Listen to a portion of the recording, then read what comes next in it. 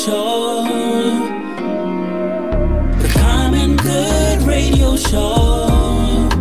Brought to you by Veteran Rescue Mission. Highlighting the good in the community. Hosted by Pastor John McClain, Tucson's favorite family show. Yes, indeed. You know where you came every Sunday at 2 o'clock. We've been here for years. This is the Common Good Radio Show brought to you by Veteran Rescue Mission. I am Pastor John McClain of that very Veteran Rescue Mission. My buddy Ron Arenas of Picture Rocks Cooling, Heating, and Plumbing, and the guys next door is running a little bit behind, but I think I can fly this plane without him, and he can just parachute into the plane. I don't know if that's a thing, but it's going to happen today. Yeah, and I know some guys who do that for a living. They might take a stab at it. Yeah, that sounds cool. Well, I want to meet them. You introduced me, and that's Candace Eaton, our first guest of today with Eaton Photography. But this would not be the Common Good Radio Show if I did not give grace to a very loving God and thank Him with the Lord's Prayer. So if you guys were here earlier, you get to hear it again. Our Father who art in heaven, hallowed be thy name. Thy kingdom come, thy will be done on earth as it is in heaven. Give us this day our daily bread, and forgive us our trespasses, as we forgive those who trespass against us. And lead us not into temptation, but deliver us from evil. For thine is the kingdom, the power, and the glory, forever and ever. Amen. So, speaking of our good friend, Miss Candace Eaton, I don't know, I feel like I've known you forever, but as I say regularly, she's my second favorite Candace in the world, because my wife is the first, but she's definitely earned it, because she's just an awesome person. We know each other kind of from a lot of different networks, but primarily the Arizona Sands Club. Yeah. And I've said it many times, and I'll say it again. She's my favorite photographer. I think she's the best photographer I've ever known. So thank you for joining us on the show once again. You're welcome. Yeah. Thanks for having me. Absolutely. And I guess for those who've never heard of Candace Eaton, one, I feel bad for them, but for two, for those who never heard of C. Eaton Photography, let's fill them in. So I specialize in pet portraits and brand storytelling photography. Mm-hmm. I started my business right at the end of 2019. Before that was the perfect time. Oh yeah, perfect. Yeah. I'm not known for my good timing, but I started as a pet photographer solely, and have expanded to brand photography over the last couple of years. I offer a luxury experience to my clients that includes planning sessions in your home. I help you select wardrobes by, I walk right into your closet and help you pick out clothes to wear for your photo shoot. I may need that, yeah. Let's run that by your first favorite Candace first, see what she has to say about that. She may let you. Yeah, she doesn't like picking out my outfits. Oh, okay. All right, cool. And then with my brand storytelling, I spend a lot of time with my clients discussing their businesses and their brand and ideal clients, so that we can make sure we get their messaging right. I feel like I don't want to just book a session with a client and have them come into a studio and pick up a camera and just start taking pictures and take some pretty pictures and hope those do the trick. Photography it's messaging. It's there to tell a story, and I want to make sure that I'm telling my client's story the way that they want it to be told. Since we use these online on social media, on our websites, and people meet us there. Today, that's where people meet us, and they meet your business online before they meet you in person. And, you don't get a second chance to make a first impression. Yeah. Right? And I always ask people, are you making the first impression that you want to make online? Are you telling your story the way you want it told? And I feel like that's what I do for people is I help them tell their stories, and using photos to brand themselves and get their story across. Yeah. And I mean, in having the good fortune to have you do a lot of different things, whether it's, event photos, or I think you did me a favor and you actually did some maternity photos for my wife. Those were fun. Yeah. And it definitely, everything that you did speaks to that. where it wasn't only the attention to detail during the project, but before the project, the planning of it, kind of making sure that you had a best understanding of what our vision was, so you could carry out that vision. So, yeah, it's been super cool to see kind of in practice. And kind of speaking of that in practice, you just recently did the Pets of Pima parade just recently. Speak to that a little bit. Yeah, so I participated in the parade. I was there as a vendor. I had a booth there, and I also managed the photo booth for Friends of Pima Animal Care Center. They had a photo booth that people could get their photos with their pets. A lot of people brought pets dressed up in costumes, and it was a lot of fun. It's their big fundraiser for the year, and I love participating in it. Nice. It was just a good day. Weather was perfect. There was one dog that was died like a tiger. That was the cutest thing I've ever seen. Goodness.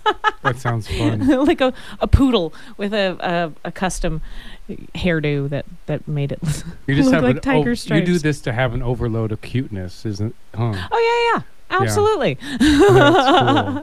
That's cool. So I guess, I mean, before we jump to the other topic, what other kind of cool things did you get to see at the pet parade? I think one of the things I like the most is seeing how well all the animals managed to get along at an event like that. Yeah, that's interesting. You say that. I stood out there for 6-7 hours last Sunday and didn't see one altercation between the dogs, of the animals walking around, which it usually surprises me that they all get along so well. Yeah, I was at the dog park the other day, or I was playing basketball next to a dog park, and there's like maybe 10 or 15 dogs in the little dog park area, and I was just thinking that same thing, like, why aren't they fighting? But why would they fight? Right. Yeah. I mean, yeah. They all managed to iron out the pecking order with themselves. Yeah, and they got it figured out. Yeah. For sure. And then, pretty much I want to think it's been one of the pillars of Seton Photography, your calendar, and yes. that project that's year after year, that's kind of not only a pillar of your organization, but been a pillar of those organizations that you partner with. Right. So speak a little bit, I guess, to that, and then to the new contest offering that you have. So, yeah, for the last few years, I've done a pet calendar contest fundraiser for Friends of Pima Animal Care Center to help raise money for their organization and support their mission, which I love that organization and I love their mission, and so I'm thrilled to be able to help them out any way I can. And so last year we did, with calendar sales, over $45,000 with that contest. And so this year I have decided I wanted to expand the offering and pull in some other organizations. Okay. And start offering it on a larger scale. So I have come to a deal with American Lung Association. Nice. We're gonna be doing a statewide calendar contest with American Lung Association and another group called K911 Paws Foundation. Okay. Nice. That's going to start in April. So that's super cool. And it's going to be a lot of fun. So it's going to be a statewide contest, whereas Friends of PAC is pretty local. This will be throughout the state of Arizona, and all the winners will get a photo shoot, and we're going to be doing photo shoots at Arizona wineries. Okay. And they'll be at in whatever area the winners happen to be in. So, if there's a winner in Sedona, I'm going to go to Sedona and use a winery there. If there's a winner down here, we'll find a winery nearby. You have a rough job. You have a hard job. I'm sorry. I know. I'll pray for you that everything continues to go well on your winery expedition. I roll around in the dirt and play with people's dogs all day long. Yeah, for sure. So yeah, we're hoping to raise some significant funds for both of those organizations. K911 Paws Foundation helps support law enforcement or other canine units by helping them pay for canines or helping them pay for health care for their canines or whatever they need. They help support those organizations. And then American Lung Association, we all know what they do. They support eliminating lung disease. Mm-hmm. So Which is I think they're both good. they're both great organizations to be working with and partnering with That's amazing. really great causes that I like to support. So That's cool. And like we're- usual, you're doing awesome stuff, partnering with amazing organizations, and I'm proud to be your acquaintance. well, thank you. This is the Common Good Radio Show, brought to you by Veteran Rescue Mission. I'm Pastor John McLean. Thank you for joining us, Candace. You're with welcome. Seton Thank you. Photography, SetonPhotography.com. CEatonphotography.com. And and if you haven't been to veteranrescuemission.org, definitely check it out. We also invite you every Wednesday to the Arizona Sands Club to join us for some good eats, as well as a common good appreciation time. So join us for free breakfast and a time to network with other businesses. We'll be back right after the break. Yes, indeed. This is the Common Good Radio Show, brought to you by Veteran Rescue Mission. I'm Pastor John McLean, here all alone, but not alone, because I have a guest, one of the I think it's safe to say one of the most awesome guys in Tucson. And I say that in pun and in realism, because thankfully I got to spend time with him, get to know him, and kind of see, what makes him tick and what inspired this next organization that I'm going to introduce, called 100 Plus Guys Who Give, that I'm blessed to say I'm a member of, and have been, fortunate enough to be kind of brought into helping bringing on other people to be members as well. So I guess without more further ado, thank you for joining me, John. Thanks for having me. Absolutely. So I guess for those who have never heard of the 100 Plus Guys Who Give, I guess fill them in, because I guess there's a lot to it. It's like there's a lot to that story, but I guess the nutshell version of it. Yeah, so the quick nutshell version is it's a giving circle. And for those who don't know what that is, it's basically just a group of people that decide to come together and donate a certain amount. For our group specifically, we donate $100 a quarter. So every 3 months we get together. Mm-hmm. Our members get to nominate a nonprofit that they would like to see the collective donation go to. Mm-hmm. So, you join, you become a member. You can nominate a nonprofit, and then when we get together, we pull some names out of a hat. Those members get to give a little presentation about why they think their nonprofit deserves those funds for that quarter, and all the members get to vote, and whoever gets selected gets the collective donation. The 100 Plus model is specifically $100, 100 people, so you're given $10,000 every quarter. Mm-hmm. And let's bring us back a little bit, and what inspired you to even do this in the first place? So the inspiration for me came from I was born and raised here, and I was never really involved in nonprofits. I didn't really donate money. Mm-hmm. Part of that being that I felt if I could give $100, it wasn't going to do a whole lot, right? Mm-hmm. Walk down, write a check for $100, not going to do much for a nonprofit. Mm-hmm. So the 100 Plus model really makes you feel like you're giving way more because you're part of this huge donation. Mm-hmm. And so I basically had a friend tell me about the women's group, 100 Plus Women Who Care. Mm-hmm. And basically there wasn't a guys group in town. If there was, I would have probably just joined it and been happy with it. But yeah, and it almost seems like there would have been. Yeah. Yeah. Mm-hmm. But I do know across the nation, the women's groups of this specific, the 100 Plus model, Interesting. There's a lot more women's groups than men's groups. How many other men's groups are there around the world? And this is kind of off the top of my head. Well, so there's 100 Who Care Alliance, which is a group of. Okay. It's an overarching group that you can kind of. Nice. Our group is part of that. It's part of that. Yeah. Okay. Awesome.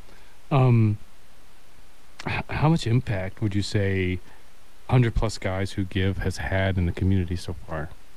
So monetarily, we've given $110,000 to 15 different local nonprofits over the course of the last 4 years. So that's the monetary impact. That's huge. As far as outside of that, I know our group, strives to bring awareness to smaller nonprofits, right? Because it's just anyone can come in and nominate a nonprofit. So I know me personally, I've found out about quite a few different nonprofits that I didn't even know were a thing here in Tucson. So that's been really cool to see. Yeah, and for me, I mean, there's a lot of things I love about 100 Plus Guys Who Give, but that was definitely something that certainly appealed to me. One, running a nonprofit that most people don't know about. And that's the case, surprisingly enough, for most nonprofits in Tucson. Mhm. Most people don't know about it. I mean, that's actually the origin of this radio show, was off that premise, is that there's a lot of good being done in the community, but there really isn't a forum in which for people to go share that. Particularly a forum where, okay, if I go here, I'm going to find out about a whole bunch of nonprofits. Not only am I going to find out about them, I'm going to hear somebody telling me in particular what they're about, and I'll get to speak with the people who have some type of stake in those organizations as well. Yeah, definitely. Yeah. And it's, I'll speak to my experience a little bit more, but let's just speak about kind of the process of getting involved. So the process to get involved is super simple. You can go to the website if you're like amped up and want to do it right now. You can go to our website and join there, or you can just show up which is 100guyswhogivetucson.org. Okay. And that's 100guyswhogivetucson.org. Okay. The next best way is just show up at a give. So we call them big gives. They're every quarter. Our next one is May 8th at Nice. Brother John's. It's a Wednesday at 5:30. That's honestly the best way, personally, I think. Just come. We'll get you signed up there. If you want to sign up, you can come check it out. No commitment to come. You just show up and see how you like it, and then you can join after. Yeah. And I mean, and I think I've been to maybe 3 gives now. My first one, I was invited by Andreas Ruiz, who originally started this show with, and it was probably the coolest, like, networking meeting I've ever been part of. Yeah. Where it's just like, I'm around a lot of cool dudes that, like, crazy enough, probably at least 5 of those people in the room are already friends. These are already kind of like, which I think I've learned about this kind of giving community that we're part of, is like, it's maybe a smaller circle than we think it is. So when when you step into that community, it's cool that you see a lot of familiar faces regularly. And then great food. Had a little, I just drank the water, but it looked like there was maybe an open bar in the corner. Yeah, it's a cash bar. Yeah, cash bar in the corner. Yeah, that's what I meant. I don't know the vernacular. And then, that's just, it was the coolest. The thing that really caught me is, while I'm sitting there talking, because like at the beginning, it's maybe on, I'd say, like 40 minutes that we have, that we're just kind of just mingling among ourselves. They just keep bringing those sandwiches like over and over and over again. So I usually eat about 10, and it's a really good time. And then we sit down and kind of, you sit with your buddies that or sit with people that you're starting to get to know, and everything, all the literature, all the marketing material is real clean. Everything's real well put together. It definitely seems like you have a real awesome team. Do appreciate that. Yeah, the flow of it's real smooth. So you get things going, your team get things going, and then it passes into those people giving the presentations. That goes real smoothly. We do our vote thing. Everybody's happy, and then we mingle some more. So it's really, it's been a fun experience. Yep, that's the one of the big things of it is it's fun, and it takes an hour to raise $10,000 for a nonprofit, which is awesome, because sometimes people are busy and don't have time and not a whole lot of extra money, and so this is a great way to help give back if you're in those situations. So outside of someone being a member, what are other ways that people can support 100+ Guys Who Give? That's a good question. Probably just spread the word. If it's not something that you're interested, potentially just if you know someone. We're also always looking for sponsorships. We have different varying levels of those. Obviously, these events take some money to run, and the more we get the merrier. The more we can do, the more we can build the membership with. The more money we have, and none of us that are a part of the leadership team make any money. This is all 100% volunteer run. Yeah, awesome. And then, so what would you say? And this is another kind of curveball, maybe knuckleball question. Is your dream or your next goals for 100+ Guys Who Give? So next goals, really we're just chasing the women's group at this point. They're at about 550 members now. Really just get it as big as we can. Mhm. Ideally, we'd like to get to, that number. I know this year our goal is 150 members. Mhm.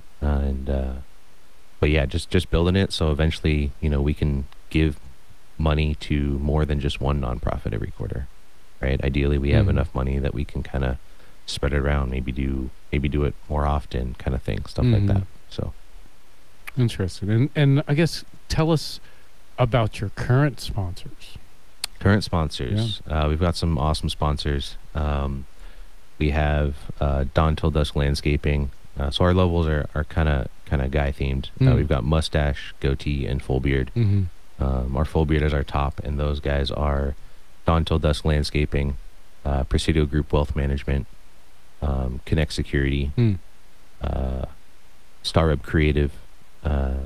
They do our website and social media. Yeah, they do clean stuff. Yeah, Yeah, they do. Your And- social media is so good. and then obviously Common Good Radio, who is our most recent one, and super happy. Yeah, we're happy to be part of it. Any support. I mean, I think that's what I told you when I first met you. Is like, just tell me how I can support. I mean, it's such amazing yet simple premise. Yeah. And that's what I think what I love most about it is it kind of it's that bridge to get people into being charitable or doing charitable giving, being charitable people in general. Because this is like definitely a story that I tell my son Tristan, who regularly, me growing up, my parents are great people. They're military intelligence officers, did amazing things, in their lives. But we never went to a soup kitchen and fed the homeless. And I definitely don't remember them donating money too much to things like this. It was just wasn't something that I was taught. No fault to them. Maybe they weren't taught it as well. But I certainly want my kids to know this is good. Mhm. Whether you do it or not to denote anybody out there who doesn't. You live how you want to live. But certainly in my family, our lineage, we're charitable people, and the world operates outside of ourselves. Yeah, definitely. Yeah. So I guess we got about 30, 40 seconds till we jump out of here. Let people know how they can get a hold of you, how they can plug in, and what you want them to know before we take off. So best thing to do is go to the website. Again, you can join on there. You can look at about what we're about, see when the next events are, all that stuff. So that's going to be the best way. We also have a Facebook, Instagram. All of those are going to be 100 Guys Who Give Tucson, and then the website's .org. Awesome. Well, John, That's thank it. you so much, brother. That Thank you wasn't so much too for bad. having You did. It's awesome. I definitely look forward to having you back again, to telling us how. Actually, real quick, who won the last give? So we selected Southern Arizona Book Heroes. Yeah, that's right. Which is awesome, and Southern they're going Arizona. to get around $10,000. Nice. Yeah. Well, cool. Well, thank you so much for joining me, brother. Thank you so much. Yeah, that's 100 plus guys who give. Go to 100 the number guyswhogive.org. Tucson.org. And this is Common Good Radio Show, brought to you by Veteran Rescue Mission. I am Pastor John McClain here solamente, but I'll be joined soon by a friend. We want to thank our sponsors: Picture Rocks Clean Heating and Plumbing, JDB Media, Center for Self-Care, We Care Tucson, 100 Plus Guys Who Give, Sonoran Senior Solutions, Crossroads Coaching, Desert Sunset Realty, Mark McMahon Photography, The Guys Next Door. Hello, everybody. Welcome to the Common Good Radio Show, brought to you by Veteran Rescue Mission. This is Pastor John McClain of that very Veteran Rescue Mission, the Homeless Veteran Transition Program on the northwest part of town. Blessed to say that we've helped over 400 veterans get connected with housing. If you want to support our show, go to veteranrescuemission.org to find out about the show, as well as our Homeless Veteran Transition Program and how you can support. I have another good buddy on the show. His name is Jody. He is with Synergistic Self. He does a lot of things, one of them definitely being helping veterans himself. But I will, instead of them taking it from me, you explain, Mr. Jody, what is Synergistic Self?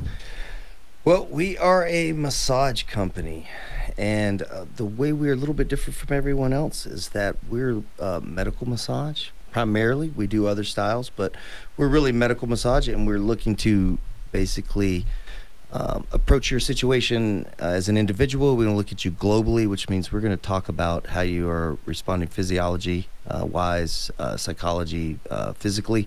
So really, we're trying to get a narrative of what's going on with you. Sometimes we have a situation that's not defined by trauma. We have chronic pain, but we don't know why.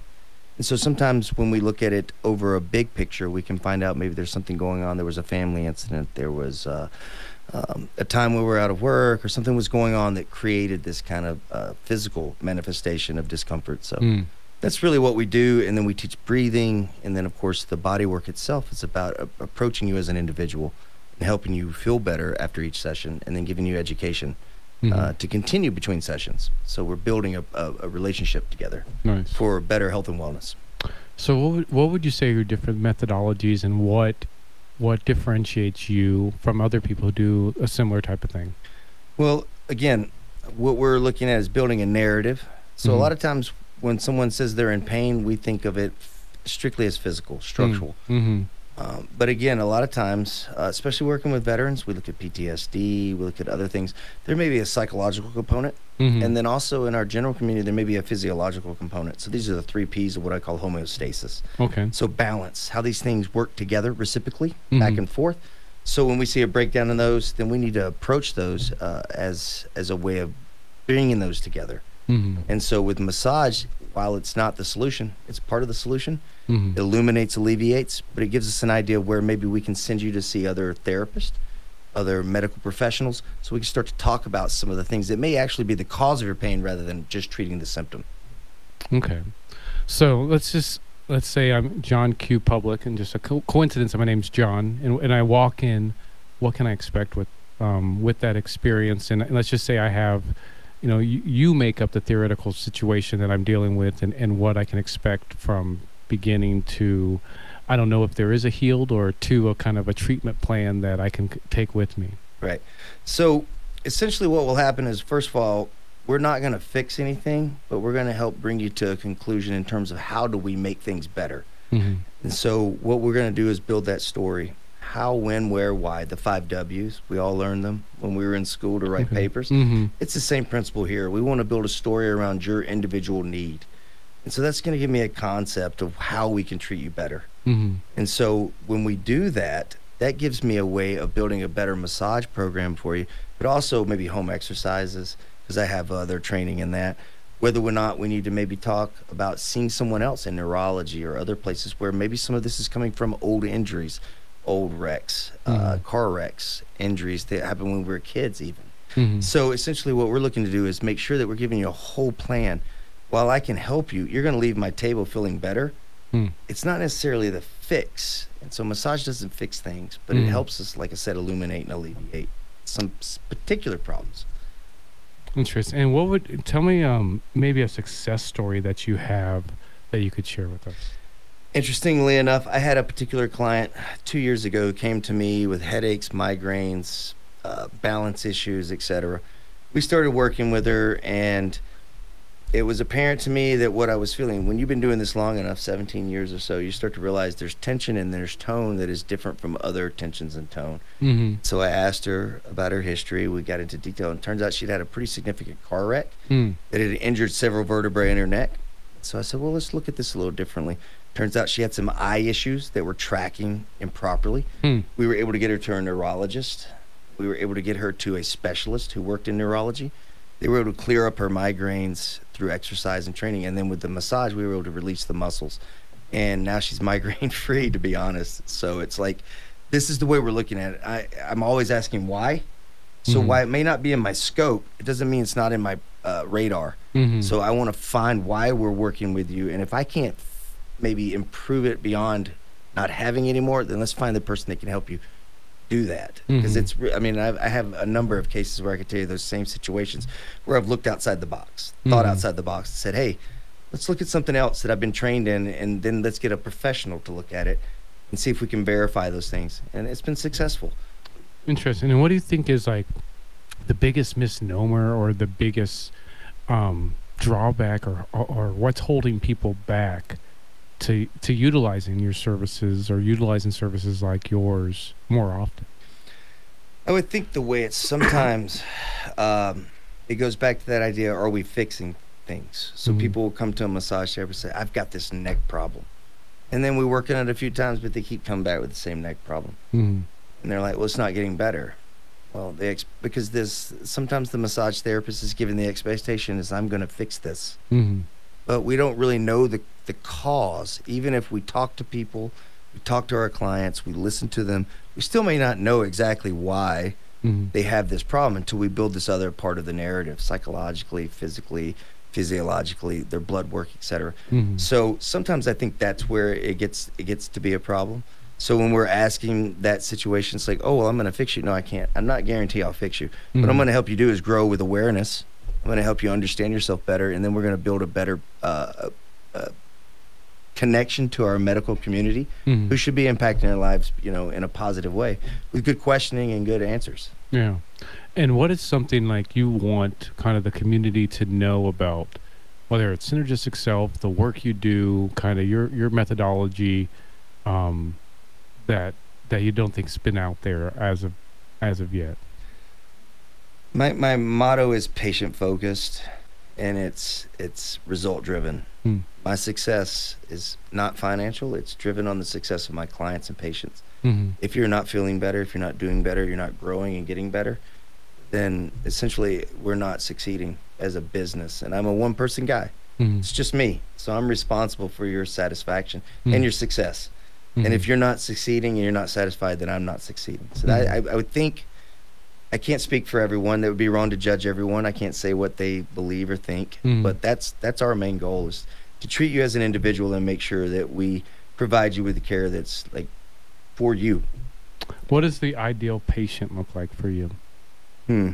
Someone in need. Just someone in need. Yeah, someone who needs. It could be breath work, it could be body work, it could be strength and training. It's a whole across the board. There's not one thing that we don't all need, and they're all interconnected. There's no way around it. We need to breathe better. We need to think better. We need to be self-aware.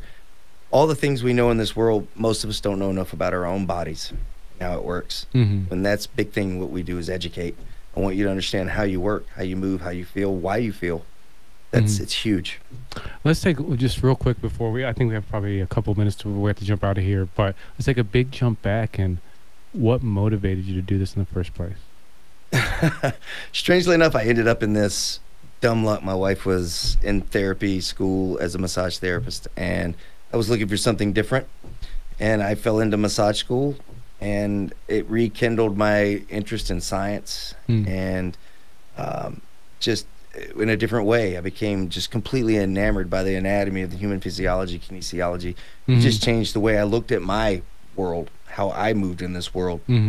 I could describe it in a number of ways, but it's just a different way of looking at, like, well, how can I take my hands and my education and my knowledge and apply that and help people understand themselves better. It was just that's how it worked out. Just an evolution over 17 years. Nice, cool. And one more time, let people know how to get a hold of you, where you're located, and how to find you online. Okay, we're at synergisticself.com. You can go there, and there's a little button right underneath that will let you book a session with me if you have any questions. You can also reach out at 504-JODY, Jody, at gmail.com.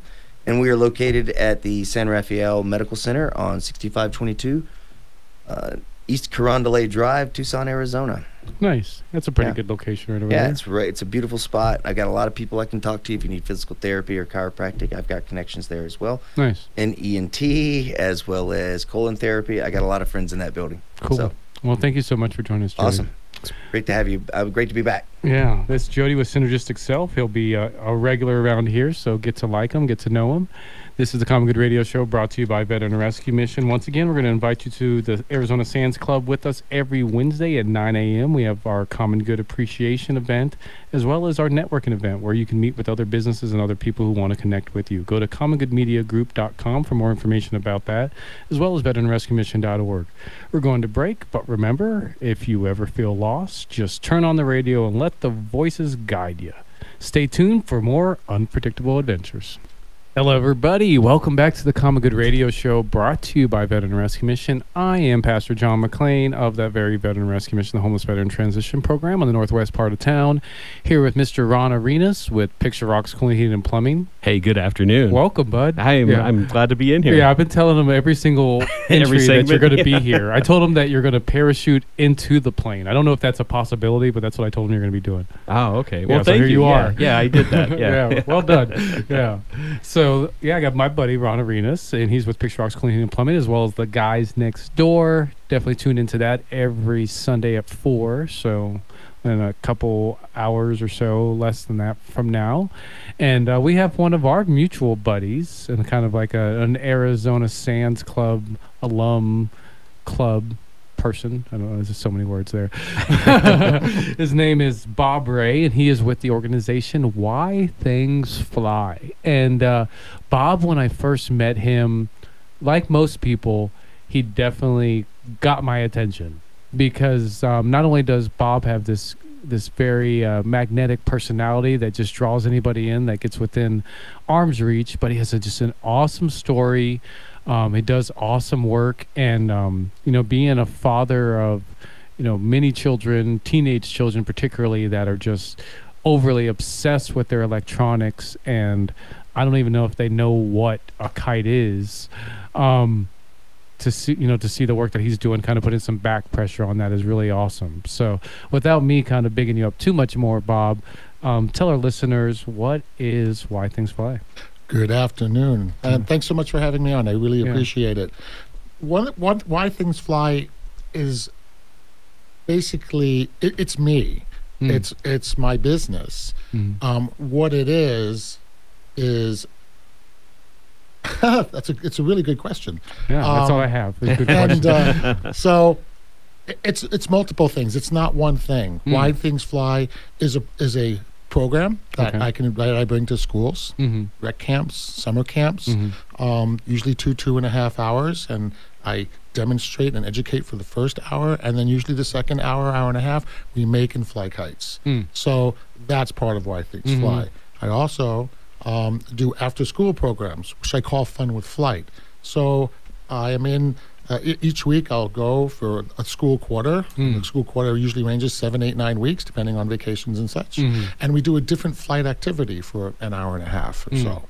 So that's part of Why Things Fly. Also, it's an opportunity to get kite making at large outdoor events. Let's say there's a family festival. I've set up a 10x10 pop-up, canopy or tables. Then we have kite making. Often that's a free thing that happens at an event like that. I like to offer kite making for free, so the kids, they're at the table sometimes 10 minutes, 20 minutes if they're decorating a kite, into it. And so that is something else that Why Things Fly does. Nice. Outdoor kite making or indoor kite making. And then also, when weather and field conditions permit, Why Things Fly will come and decorate the skies with my large kite show, which I amassed from owning a retail brick and mortar store in Portland, Maine for 17 years. That was from 89 to 06. So I have this very large kite collection, some of which what we would call showpiece kites. And when wind conditions and field conditions are just right, I can put up multiple kites in the sky and, really decorate and, dazzle the skies with kites. That's cool. Because when people look up and see kites, they usually smile. Absolutely. Oh, yeah. Well, what's your background, Bob? Are you a pilot, or do you have flying in your...